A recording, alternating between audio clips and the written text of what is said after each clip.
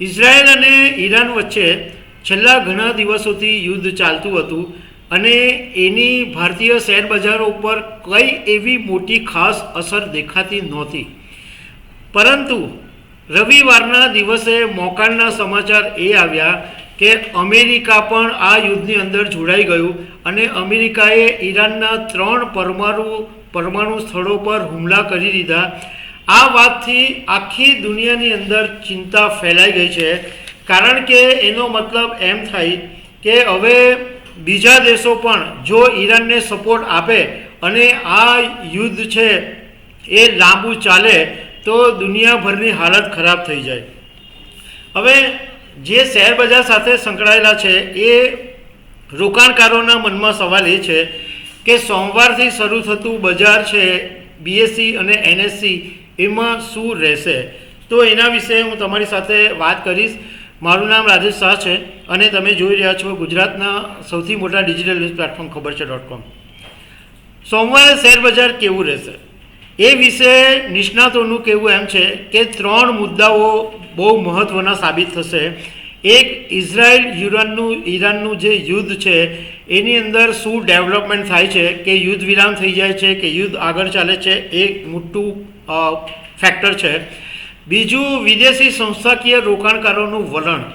અત્યાર સુધીમાં 4 દિવસથી વિદેશી સંસ્થાકીય રોકાણકારો સતત ભારતીય શેરબજારોમાંથી માલ ખરીદી રહ્યા છે અને છેલ્લે લાસ્ટ શુક્રવારના દિવસે લગભગ 7,000 કરોડ રૂપિયા કરતાં વધારે રોકાણ વિદેશી સંસ્થાકીય રોકાણકારોએ કર્યું અને એની સામે સ્થાનિક સંસ્થાકીય રોકાણકારો છે એ પણ 18,000 કરોડ રૂપિયાની ખરીદી કરી.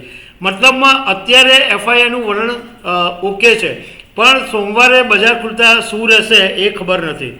બીજું કે જે ટેકનિકલ ઇફેક્ટ છે એ પણ બજારની ચાલ નક્કી કરશે. હવે દિવ્ય ભાસ્કરના એક અહેવાલની અંદર વેલ્થ વ્યૂ એનાલિટિક્સ નામથી એક રિપોર્ટ રજૂ કરવામાં આવ્યો છે. એની અંદર કહેવામાં આવ્યું છે કે 23 જૂનથી 27 જૂન સુધી જે શેર બજારમાં કામકાજ રહેશે એમાં નિફ્ટીનો જે સપોર્ટ ઝોન છે, સપોર્ટ ઝોનનો મતલબ એ છે કે ઇન્ડેક્સ નીચે જાય અથવા શેરનો ભાવ નીચે જાય ત્યારે એને સહારો મળે અને આ લેવલે ખરીદદારી વધે અને આ લેવલે ખરીદવાની તક છે એવું માનવામાં આવે. એટલે નિફ્ટીનો જે સપોર્ટ ઝોન છે એ 24,978 ઉપર છે, 24,856 ઉપર છે, 24,676 ઉપર છે અને 24,538 ઉપર સપોર્ટ ઝોન છે. એની સામે રેઝિસ્ટન્સ ઝોન છે. રેઝિસ્ટન્સ ઝોનનો મતલબ એમ છે કે શેર અથવા ઇન્ડેક્સ ઉપર જવામાં અડચણ ઊભી થાય, એટલે જેવું બજાર ઉપર થાય ને ધાડ દેખીને પાછું વેચવાલી આવે અને બજાર તૂટી જાય, એટલે એની ઉપર જે અડચણ ઊભી થાય એને રેઝિસ્ટન્સ ઝોન કહેવામાં આવે. તો રેઝિસ્ટન્સ જે ઝોન છે એ 25,145 ઉપર છે, 25,322 ઉપર છે અને 25,434 ઉપર છે.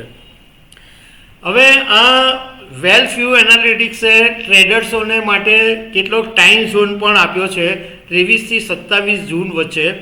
એમાં 23 જૂને ટ્રેડર્સ માટે એવું કહેવામાં આવ્યું છે કે સવારે 10:30 થી 12 વાગ્યા સુધી અને 1:30 વાગ્યાનો સમય આ ટ્રેડર્સ માટે બેસ્ટ છે. 24 તારીખે સવારે 9:20 થી માંડીને સવારે 10:20 અને 11:30 થી બપોરે 2 વાગ્યા સુધી. 25 તારીખે 11:40 થી 1:15 અને 26 તારીખે 2:35 થી 3:05 અને 10:15 થી 12:25 આ 2 સમય આપવામાં આવે છે. અને 27 તારીખે 10:45 થી 12:40 અને 1:30 થી 12:35 સુધીનો સમય છે.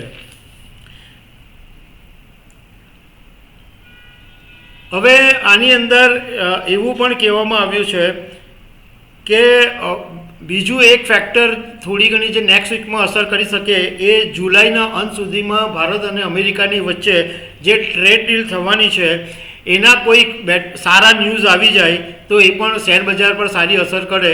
પણ જો યુદ્ધ લાંબુ ચાલ્યું તો શેરબજારની અંદર ધડાકાભેર વેચવાલી આવીને બજાર તૂટી શકે છે એવું નિષ્ણાતોનું કહેવું છે. અહીંયા ખબર છે .com ઉપરથી અમે એક સ્પષ્ટતા કરી દેવા માંગીએ છીએ કે આ માત્ર એક ન્યૂઝ હતા જે તમારી સાથે શેર કરવા જરૂરી હતા. બાકી શેર બજારમાં રોકાણ કરતી વખતે તમારા જે સલાહકાર હોય એમની પાસેથી સલાહ લઈને તમારે ખરીદી કરવી. તો આવા અનેક અપડેટ સાથે અમે તમને મળતા રહીશું. Thank you very much.